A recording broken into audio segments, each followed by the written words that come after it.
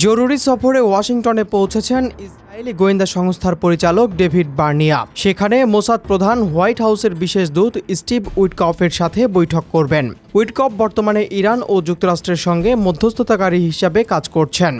Barnier এই সফরের প্রতিক্রিয়ায় ইরান জানিয়েছে তাদের ভূখণ্ডে কোনো প্রকার আক্রমণ চালানো হলে তার ফল হবে ভয়াবহ।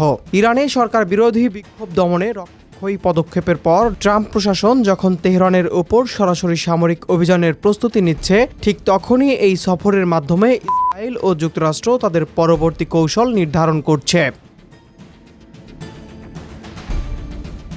আন্তর্জাতিক গণমাধ্যমের প্রতিবেদনে বলা হয়, প্রধানমন্ত্রী বেনিয়ামিন নেতানিয়াহু প্রেসিডেন্ট ডোনাল্ড ট্রাম্পকে এখনই ইরানে হামলা না করার অনুরোধ জানিয়েছেন।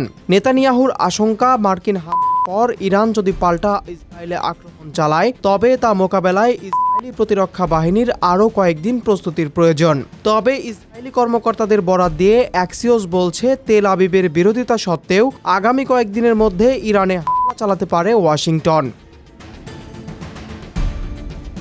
এদিকে হোয়াইট হাউসের দাবি, ট্রাম্পের হুমকির কারণে ইরান 800 জনের মৃত্যুদণ্ড স্থগিত করেছে। তবে ট্রাম্প প্রশাসন স্পষ্ট করে দিয়েছে, পরিস্থিতির উন্নতি না হলে সব ধরনের সামরিক বিকল্পই টেবিলে থাকবে। অন্যদিকে মধ্যপ্রাচ্যে উত্তেজনা প্রশমনে রাশিয়া ও চীন তৎপরতা শুরু করেছে। ক্রেমলিন জানিয়েছে, ভ্লাদিমির পুতিন ইরান ও ইসরায়েলের উভয় পক্ষের সাথে যোগাযোগ রক্ষা করছেন। তবে পেন্টাগন জানিয়েছেন, তারা যে কোনো পরিস্থিতির জন্য প্রস্তুত এবং পারস্য উপসাগরে অতিরিক্ত রণতরী মোতায়েন করা হয়েছে। বিশ্লেষকদের মতে, মোসাদ প্রধানের এই সফরটি ইঙ্গিত দিচ্ছে, ইরান ইস্যুতে যুক্তরাষ্ট্র ও ইসরায়েল হয়তো খুব শীঘ্রই কোনো বড় ধরনের যৌথ সামরিক সিদ্ধান্তে পৌঁছাতে যাচ্ছে। আগামী কয়েক ঘন্টা মধ্যপ্রাচ্যের স্থিতিশীলতার জন্য অত্যন্ত সংকটপূর্ণ বলে মনে করা হচ্ছে।